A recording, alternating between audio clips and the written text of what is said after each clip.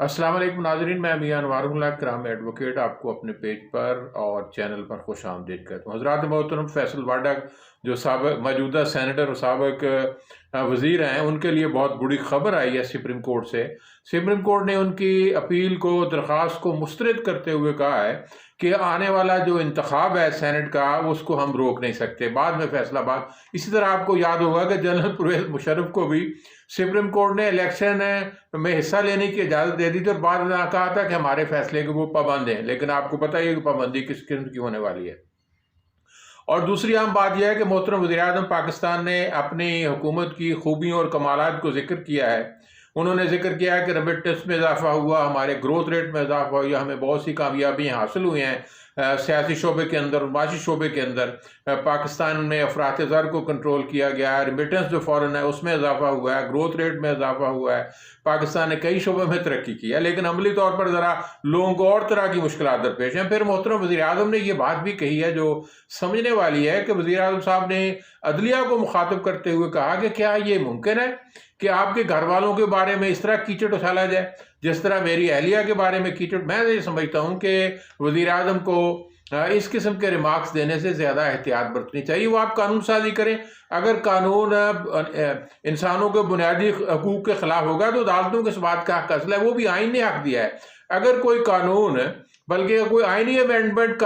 آئین کے بنیادی ڈھانچے کے خلاف ہوگی تو سپریم کورٹ کو اس کی بات ہمیشہ اجازت ہوتی ہے کہ وہ اس کو سٹرائک ڈاؤن کر دے۔ اور پھر جو پیکا کا قانون ہے، اس کو یہ میاں نواز شریف کی ایک طرح کی وراثت سی ہے، اور اس طرح میاں نواز شریف نے اکاؤنٹیبلٹی کا بھی قانون بنایا تھا جس کی بوجھ تلے آج تک وہ دبے چلے آ رہے ہیں، اور یہ جو پیکا کا قانون یعنی 2016 کے اندر اختیار کیا تھا، اسی وقت سے یہ ہائی کورٹ لاہور کے اندر اور ہائی کورٹ اسلام آباد کے اندر زیر سماعت ہے، اسی میں انہوں نے امینڈمنٹ کیا ہے وہ آرڈیننس کے ذریعے۔ اگر اس قانون کی اتنی افادیت یا اہمیت تھی تو موجودہ حکومت کے لیے ضروری تھا کہ اسے پارلیمنٹ کے سامنے پیش کرتے، پھر پارلیمنٹ اسے اسٹینڈنگ کمیٹی میں بھیجتی، وہاں اس پر رد و قد ہوتی، گفتگو ہوتی، عوام الناس کو اس کی اہمیت کا، افادیت کا پتہ چلتا ہے کہ واقعی اظہار آزادی جو ہے وہ کس کو منفی طور پر کیوں لوگ استعمال کرتے ہیں۔ لوگوں کے گھروں تک رسائی، یہ بات بری بات ہے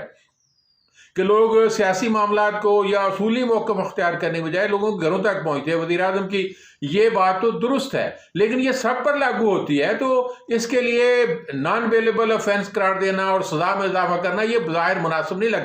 لگتا یوں ہی ہے کہ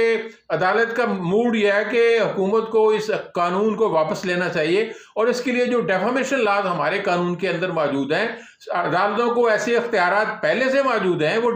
ڈیفامیشن لا کو۔ اور پھر بھی اسلام آباد ہائی کورٹ کے چیف جسٹس اطہر بن اللہ نے کہا کہ دنیا بھر میں یوگنڈا جیسے ملک کے اندر اس کو ڈی کرمنلائزیشن کیا جا رہا ہے، یعنی اس کے اندر اگر آپ کسی پر بدگمانی کا الزام لگاتے ہیں یا بری بات کرتے ہیں یا لغو گفتگو کرتے ہیں تو اس کو ہم اس ادارے سے یعنی فوجداری ادارے سے نکال کر عام سول قانون کے تحت اس میں بڑی سزا ہو سکتی ہے، اس پہ جرمانے میں اضافہ ہو سکتا ہے۔ عدالتوں کو یہ اختیار پہلے سے موجود ہے کہ وہ سپیڈی ٹرائل کے ذریعے ڈیفامیشن کرنے والوں کو بھرپور سزا دیں، کیونکہ جو مالی سزا ہے شاید وہ دوسری سزا سے زیادہ خطرناک ہوتی ہے، لیکن حکومت کو اس میں موقع مل جاتا ہے کہ اپنے جنہوں نے یہ مخالفین نے یا اپنے ساتھیوں نے کوئی غلطی کی ہے ان کے ایک سوال کو پکڑ کر آپ اسے جیل یاترا کروا دیں، اس پر ظلم و تشدد ہو۔ یہ کسی حکومت کے لیے بھی مناسب نہیں ہے۔ یہ آنے والی کوئی ضروری نہیں ہے کہ عمران خان کی حکومت مستقل بنیادوں پر استوار ہے، عدم اعتماد کی تحریک ان کے خلاف ہے جس کے ناکام ہونے کے کافی امکان ہے، لیکن بہرحال آئندہ انتخابات میں کسی اور پارٹی کو بھی اختیار مل سکتا ہے کہ وہ بغیر نوٹس دیے ہوئے اور بغیر اسے نان کاگنیزیبل آپ قرار نہ دیں گے، کاگنیزیبل دے دیں گے، یعنی پولیس سے بغیر وارنٹ کے گرفتار کر سکے گی اور اس کی ضمانت نہیں جا سکتی، تو یہ تمام لاگو پی ٹی آئی کے کارکنوں پر بھی ہو سکتا ہے، تو اس لیے حکومت کو اس سلسلے میں زیادہ احتیاط کرنے کی ضرورت ہے۔ اور اگلی بات یہ کہی جا سکتی ہے، جس طرح عمران خان نے بڑی حکمت و دانش کا مظاہرہ کرتے ہوئے یہ بات کہی ہے کہ ہم نے ہماری جو گروتھ ریٹ اس میں اضافہ ہوا، اور عمران خان نے جو پیٹرول کی قیمت میں 10 روپے کمی کی ہے، پیپلز پارٹی والے کہتے ہیں یہ ہمارا کارنامہ ہے، جماعت اسلامی والے کہتے ہیں یہ ہمارا کارنامہ ہے، پی ڈی ایم کہتی ہے یہ ہمارے دباؤ کی وجہ سے، اور پی ٹی آئی کے کارکن یہ کہتے ہیں کہ ہم تو عوامی مفاد کے اندر کام کر رہے ہیں۔ اور جو داد و شمار حکومت یہ دے رہی ہے کہ ہماری حکومت کے دوران کوئی 8% حساب سے اضافہ ہوا ہے، اب گھی کی قیمتیں تو ڈبل ہو گئی ہیں، ادویات کی قیمتیں بھی ڈبل ہو گئی ہیں، مارکیٹ کے اندر جو چیزیں ہیں، دالیں ہیں، یہ جواز اپنی جگہ درست ہے کہ جب ڈالر مہنگا ہوتا ہے تو اس کی بنیاد پر پھر چیزیں ہمیں درآمد کرنی پڑتی، وہ مہنگی ہو جاتی. یہ بات بالکل ضروری ہے. لیکن پاکستان کے کاشتکاروں کو اگر، اور پھر عمران خان نے کہا کہ میں نے روس اور چین کا دورہ اس لیے کیا ہے کہ روس ہمیں 30 لاکھ ہم نے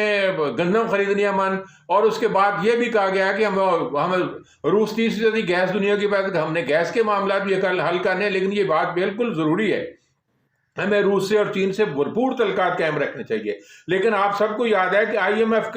نے ہماری گردن کے اندر پٹا ڈالا ہوا ہے. دنیا کے جتنے مالیاتی ادارے ہیں اس پر امریکہ اور مغرب غالب ہے. تو پاکستان کو ایسی اپنی متوازن پالیسی اختیار کرنی چاہیے جس کے نتیجے میں ہمیں کوئی دنیا کی طاقت نقصان نہ دے سکے. ہمارا جو جھکاؤ اگر روس کی طرف ہوگا اور چین کی طرف، تو ہمارا پرانا ساتھی ہے، گہرا دوست ہے، اس پر تو ہونا ضروری ہے. اگر ہم روس کی طرف جھکاؤ کریں گے تو ہمیں یاد رکھنا چاہیے روس کا جھکاؤ پھر بھی ہمارے مقابلے میں بھارت کی طرف ہوگا. اور ہمیں یہ احساس کرنا چاہیے کہ اکیلے روس اور پر قناعت کر کے ہم اپنے